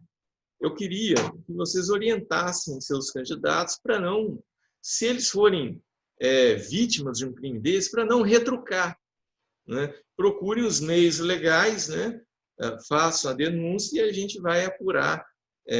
Porque se retrucar, às vezes até descaracteriza o crime ou até comete outro crime. Né? O doutor Rodrigo sabe melhor essa parte penal do que eu. Agora, instruir os candidatos para respeitar o próximo, né? Respeitar aí os demais candidatos na campanha deles. Nesse ponto aqui, eu sei que é difícil, né? Às vezes os ânimos ficam exaltados, né? Mas, como é um crime, a pessoa pode ser, inclusive, presa em flagrante delito, né? Como acontece aí. Diga, doutor. Nessa parte aí dos crimes contra a honra, né? Você foi feliz, não só retrucar, mas também não replicar uma mensagem. Que aquela pessoa que passa uma mensagem do WhatsApp ofensiva, seja para particular ou principalmente no grupo, ela também está cometendo crime. A Apesar da mensagem não ser da autoria dela, na hora que ela replica, ela está assinando aquela mensagem. Perfeitamente. A pessoa é responsável pelo que ela publica e também pelo que ela repassa, pelo que ela compartilha, não é? Então, a gente chama a atenção de todos os dirigentes para esse ponto aí, né? Se compartilhou, ele também fica responsável por aquilo ali, né? Se for uma calúnia, uma injúria, uma difamação. E agora, nessa eleição, a gente tem a figura da desinformação, né? O que é isso? A própria resolução 23.610 já prevê que é você divulgar fatos sabidamente inverídicos. Então, a pessoa divulga aquele fato sabendo que não é verdade, ou até com dúvida se aquilo é verdade ou não, e divulga assim mesmo. Aí também entra nesse ponto aí, né? É uma desinformação, né? Ele está divulgando algo que não é verdade e vai responder o processo do mesmo jeito, né? Então, o norte disso tudo é ter responsabilidade nas publicações e nos compartilhamentos. A pessoa tem que ter em mente que ela é responsável por aquilo, sobretudo os candidatos. Pode, inclusive, perder a sua candidatura caso ele divulgue fatos inverídicos ou uma calúnia, uma injúria ou uma difamação. E temos aqui só mais 2 crimes, que é destruir propaganda eleitoral alheia ou adulterar, né? Então, às vezes, a pessoa coloca um adesivo com propaganda eleitoral, alguém vai lá e arranca, né? Ou destrói. Isso é um crime também, sujeito à detenção. E o crime de desobediência. Esse crime de desobediência é muito importante falar, porque caso o doutor Alex, o juiz eleitoral da circunscrição, envie para o partido, ou para um candidato, ou para qualquer um do povo, uma ordem direta e inequívoca, determinando, sei lá, a retirada de uma propaganda, ou o cessamento, né, da divulgação aí de um fato inverídico, e se aquele destinatário daquele ato não cumprir, ele vai estar sujeito aí a uma ação penal por desobediência eleitoral. Então, não é desobediência comum. É desobediência eleitoral que está no artigo 347 do Código Eleitoral. Estou vendo aqui, o doutor Rodrigo falou muito bem, são de ação pública, então todos os crimes eleitorais dependem aí da denúncia do Ministério Público para ser ajuizado, né? Eu vi aqui que tem uma pergunta aqui anterior, perguntando se a prefeitura pode transportar pessoas. Adriana Camargos, né? Olha, a prefeitura ela vai ceder veículos para a Justiça Eleitoral. Todo ano de eleição eu envio aí, eu faço uma logística com as prefeituras. O doutor Alex requisita esses veículos oficialmente com base na lei 6.091, e esses veículos públicos ficam à disposição da Justiça Eleitoral, inclusive para transportar eleitores. Eles vão ser identificados, vão estar a serviço da Justiça Eleitoral, né? Então, esses veículos, devidamente identificados, a serviço da Justiça Eleitoral, apesar de pertencerem à Prefeitura ou à Câmara, eles podem transportar eleitores dentro daquele quadro de transportes que nós também publicamos aqui toda eleição, né? Então, isso é possível, né? Mas aí não vai ser a Prefeitura, nem a Câmara que está fornecendo esse transporte. Quem está fornecendo é a Justiça Eleitoral. Nós só estamos utilizando o veículo que foi requisitado por lei destes entes públicos. Vocês entenderam isso? Isso tem que ficar bem claro para não ter nenhum problema na eleição. Tem algumas dúvidas aqui. O Alessandro Tomás pergunta: se for marcado em rede social e não tiver visto a tempo, pode excluir? Pode ser considerado crime? Bom, isso aqui, ser marcado não tem problema nenhum. O que você não pode fazer é compartilhar, né? E nem publicar. Se você foi apenas marcado ali, você não tem responsabilidade daquela publicação. Ok, Alessandro? A Carla pergunta sobre inauguração, né? O calendário eleitoral não foi alterado, mas a lei das eleições fala que o candidato não pode participar das inaugurações. Ou seja, a inauguração pode ocorrer, pode continuar inaugurando aí as obras públicas, não tem problema nenhum. Mas o pré-candidato não pode participar dessas inaugurações 3 meses antes da eleição. Então, no calendário eleitoral original, esse prazo era até já passou, né? 3 meses seria 4 de julho. Então, a partir de 4 de julho não poderia o pré-candidato participar de inauguração. Só que como a eleição foi adiada e esse prazo não tinha sido vencido quando da publicação da emenda, então a gente entende que esse prazo foi naturalmente prorrogado, né? Então seria 3 meses contado da data da nova data da eleição, que é 15 de novembro. Então seria agora 15 de agosto. Então as condutas vedadas lá do artigo 73, né, permanecem, né, com essa nova data. Agora, o ideal seria a gente ter um novo calendário eleitoral já publicado, né, para a gente ter essas datas oficiais aí. E nós ainda não temos. Então, eu quero que vocês fiquem atentos aí, que a qualquer momento pode sair o novo calendário eleitoral com novos prazos aí, dependendo nós estamos dependendo do TSE para isso. Ok, gente? Bom, eu não sei se ficou alguma dúvida para trás. Se alguém tiver alguma dúvida, pode postar no chat aí. Nós terminamos a nossa pauta, né? Todos os pontos aí que nós tínhamos de divulgar já foram divulgados. Nós vamos permanecer à disposição. Eu quero dizer, só para finalizar essa questão dos crimes eleitorais aqui, que tanto o doutor Leonardo, delegado da Polícia Civil de Itaúna, quanto o doutor João Marcos, delegado de Polícia Civil de Itatiaia-Sul, eles vão encaminhar aqui para o cartório eleitoral todos os BOs, né, os REDs, para a gente dar andamento aqui. E a Polícia Militar já está instruída a trabalhar em parceria com a Polícia Civil, né, e todos aí já estão cientes desses principais crimes eleitorais que ocorrem.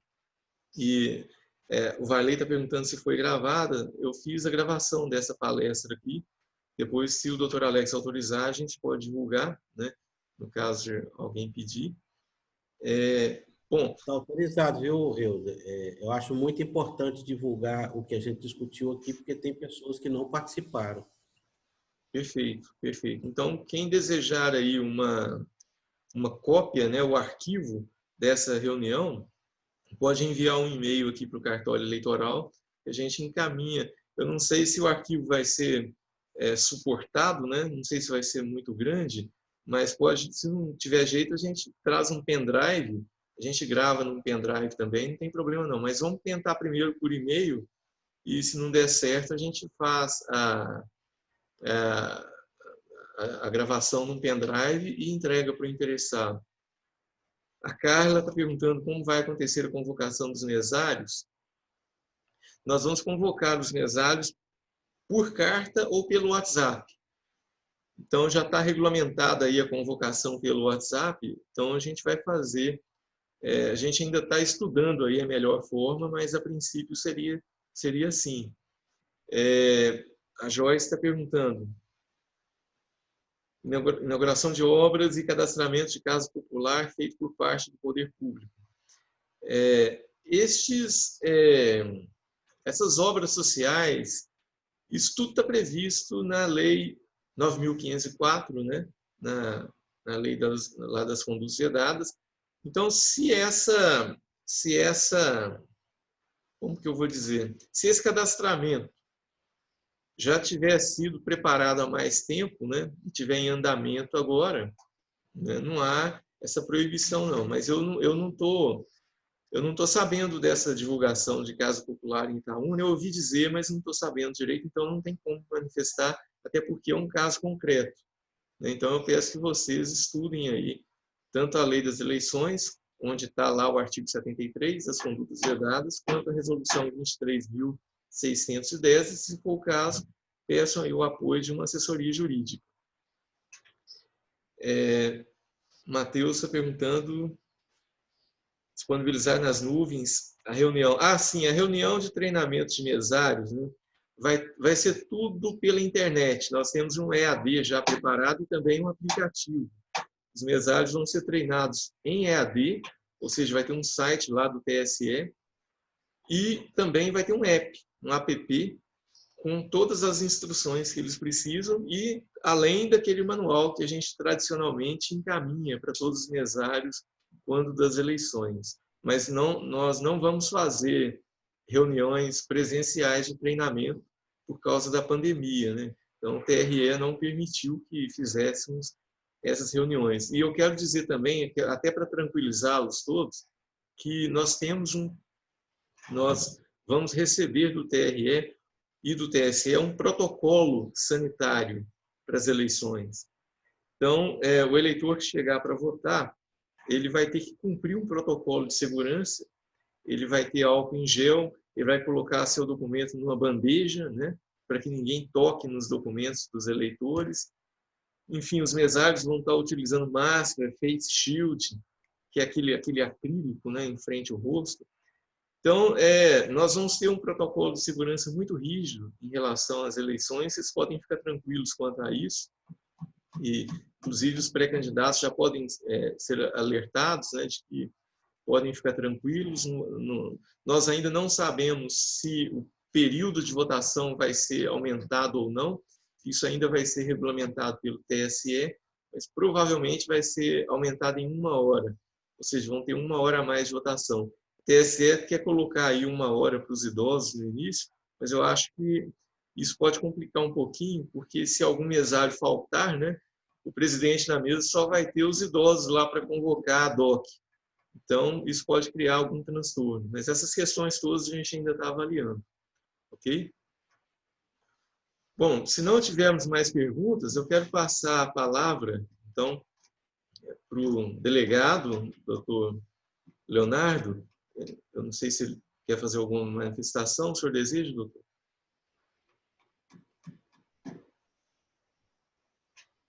Euder, apenas para reiterar, né, o posicionamento inicial, né, estaremos à disposição, né, para atender as requisições oriundas do Dr. Alex, aquelas advindas do Ministério Público, para fins de instauração de eventual procedimento investigatório. Então, à medida que os boletins de ocorrência forem aportando na delegacia de polícia, né, mediante ofício eu encaminho para o cartório eleitoral para sua análise, juntamente com o doutor Rodrigo, né, para verificar a representação ou não, e a gente fica aguardando para a instauração dos procedimentos e garanto que teremos uma tramitação célere, até para mesmo em defesa do sistema democrático. Tá? Mas me coloco mais uma vez à disposição. Perfeito, doutor. Eu não sei se o doutor João Marcos ainda está conosco, caso ele também queira se manifestar a respeito de alguma particularidade de Itatiaia-Sul, fica à vontade também, por favor. Então, doutor João Marcos? Oi, eu estou escutando? Sim, pode falar.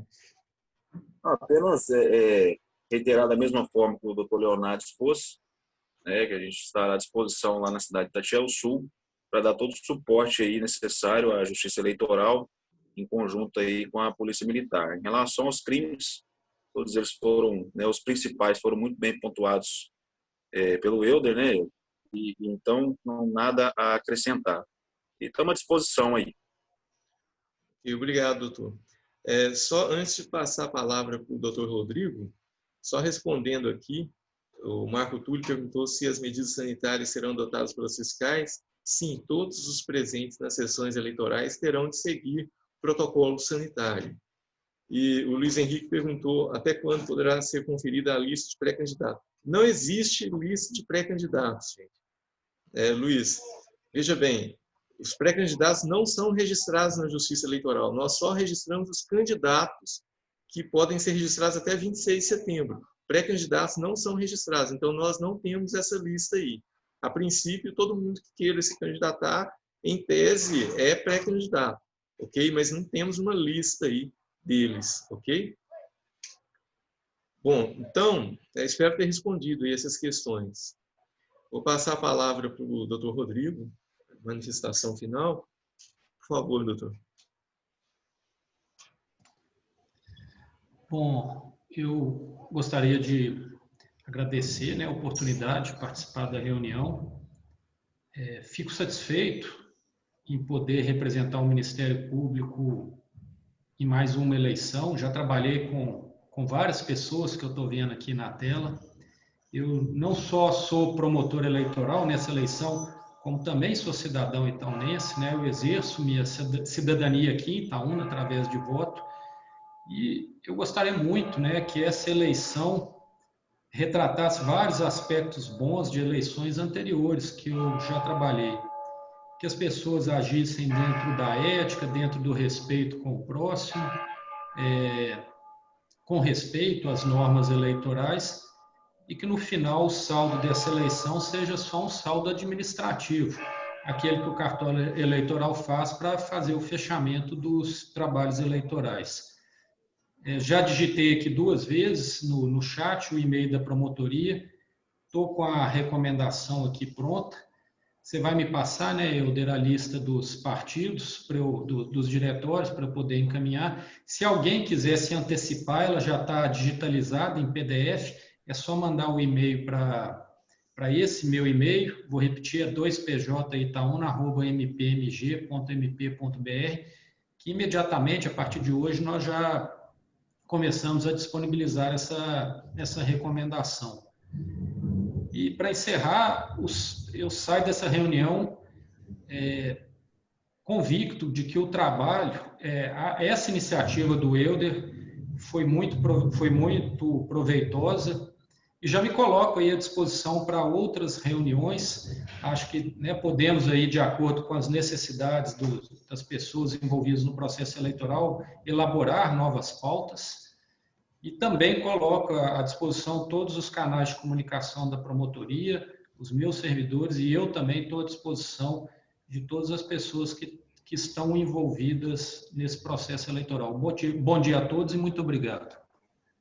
Obrigado, doutor Rodrigo, pela participação. Eu recebi aqui uma pergunta no chat, ela veio em privado, se a reserva de 30% tem que ser respeitada nas vagas remanescentes. Tem sim, tanto nas remanescentes como nas de substituição. Então, o percentual de 30% ele tem que ser mantido durante todo o processo eleitoral, inclusive nas vagas remanescentes, né, e nas vagas de substituição. Então, se uma mulher renunciar, apenas outra mulher, por exemplo, poderia ocupar a vaga dela. Se estiver faltando ocupar a vaga que ficaram remanescentes na convenção, o partido tem que continuar respeitando aí o percentual. Espero ter respondido aí. Mandou em privado, não deu para ver, mas está aqui a resposta. Bom, eu vou passar então a palavra para o Dr. Alex para ele encerrar a nossa reunião, dar as suas palavras finais, por favor. Antes disso, o Major Alessandro, pode ser que ele tenha alguma desculpa. manifestação. Major, desculpa aí, pode dar suas palavras finais, por favor? Obrigado aí mais uma vez pelo uso da palavra, né? A 51ª Companhia, para dar conhecimento a todos, nas próximas semanas aí teremos uma atualização, um treinamento de atualização com apoio do chefe do cartório eleitoral, e ressaltar também esse diálogo aberto e franco que a Polícia Militar, juntamente com todos os órgãos envolvidos nesse processo, buscando sempre o melhor para a população de Itaúna e Itatiaia-Sul. Então, que viva a democracia e que possamos desenvolver nossos papéis, né, da melhor forma possível para o sucesso desse pleito eleitoral. Muito obrigado, estamos à disposição aqui. Obrigado, doutor, pelas palavras aí. Então, vou passar a palavra para o doutor Alex para o encerramento. Por favor, doutor. Bom, pessoal, eu fiquei extremamente feliz com essa reunião. É uma proposta do Helder, e como vocês viram, né, eu não me menti no começo dessa reunião da qualidade que o Helder tem para tratar de assuntos eleitorais.